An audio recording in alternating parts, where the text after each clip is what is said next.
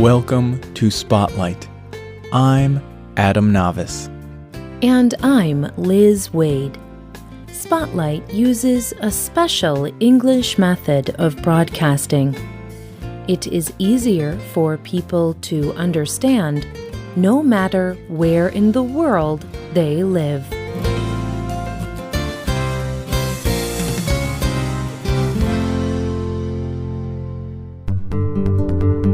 Human life is full of friends and enemies. And in a strange way, this is also true in all of nature. Big and small creatures learn their friends very quickly. In nature, this is called a symbiotic relationship. In these relationships, both creatures help each other. Today's spotlight is on some of these symbiotic relationships. A beautiful winged insect moves through the air. It stops on the leaves of a nearby tree. If you look closely, you can see its wings open and close. This permits you to see the beautiful, fine details and bright fire colors. It is the Monarch Butterfly. It is so small and light. So how does such a creature defend itself? It does not seem to have any defenses. No poisonous bite or a painful sting. So what does it do?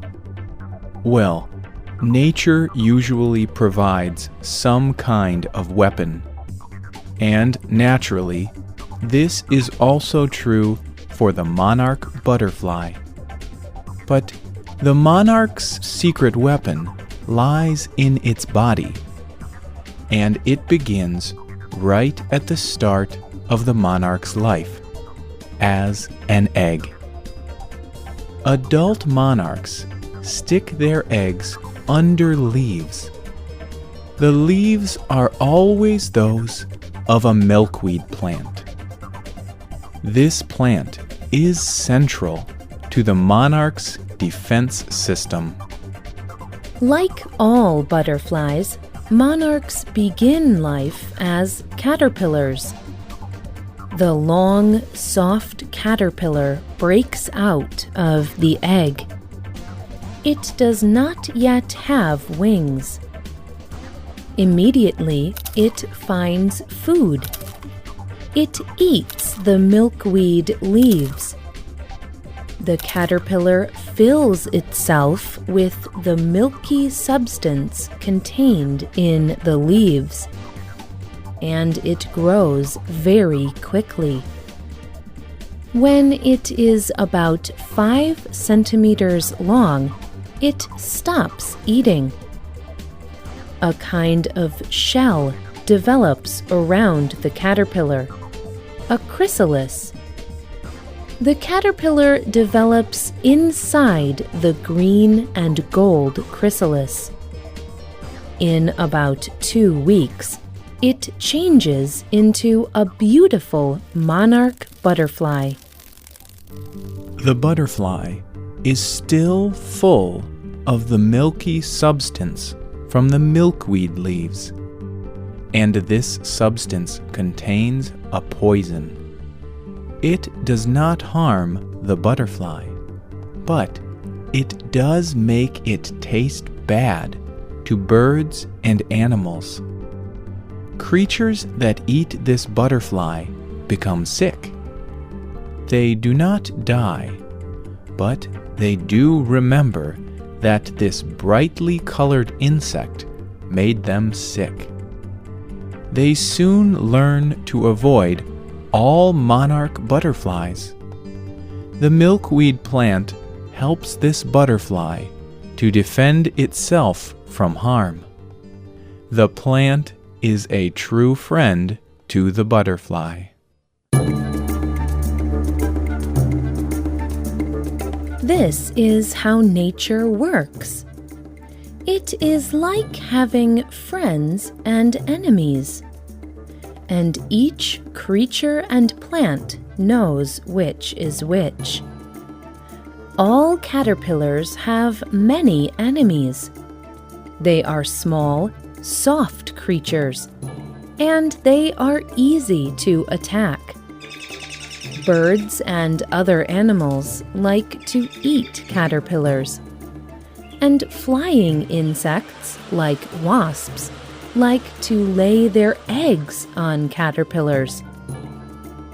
But just like the monarch caterpillars have milkweed plants, other kinds of caterpillars have other friends.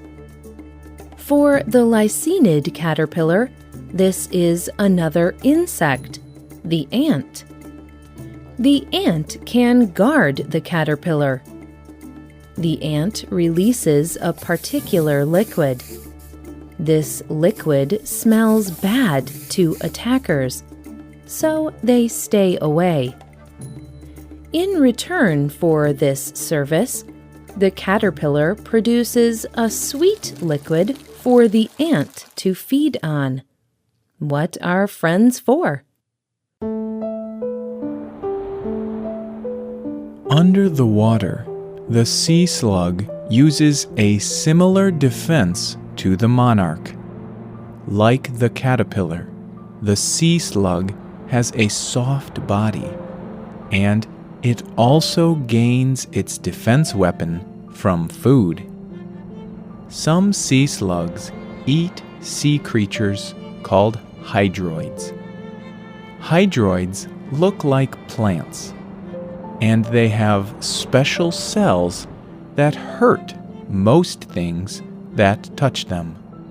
But these cells do not harm the sea slug. They help it. When the sea slug eats the hydroids, it stores the cells. It can then use the cells to protect itself. Some slugs can even shoot out the pain-giving cells at attackers. And this is not the sea slug's only defense. The other is its color. Many people consider sea slugs beautiful creatures. They have so many different colors. The sea slug takes the color from the food it eats. So, if the slug eats something red, it turns red. If it eats something brown, it turns brown. The perfect way to hide from enemies. The sea slug's food is its greatest friend. The hermit crab carries its friends on its shell. Living under the sea can be dangerous, so the small hermit crab needs more than its protective shell. It needs a way to fight. Sea anemones provide this. Sea anemones look like beautiful plants, but they are really a kind of animal. These small creatures contain powerful cells that hurt if touched. The hermit crab covers itself with sea anemones for extra protection. Its enemies know how painful sea anemones can be. In the world of sea creatures, who would be a friend to the keyhole limpet? You cannot even see the small creature under its huge flat shell. The limpet is safely hidden, and so is any creature that hides with it. This is what the sea worm does. It lives in the keyhole on the top of the limpet's shell. This provides a safe home for the sea worm. And in return, the sea worm defends the limpet from enemies like starfish. If a starfish attacks, the sea worm bites its feet.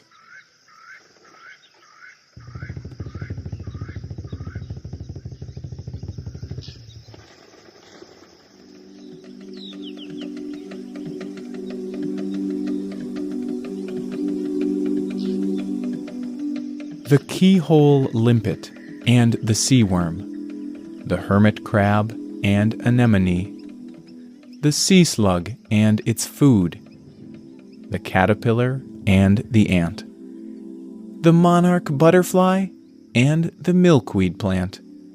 These seem like unusual combinations, but their successful symbiotic relationships help them survive a dangerous world. In the world of nature, a creature defends the life of its friend. It does so naturally, without question. It is following the laws of nature. The Bible says this is how God made them to be. But it says that God gave humans freedom to choose. And then He asked them to choose to love each other. This is not always easy. But just like in nature, choosing to care for other people brings many important good things.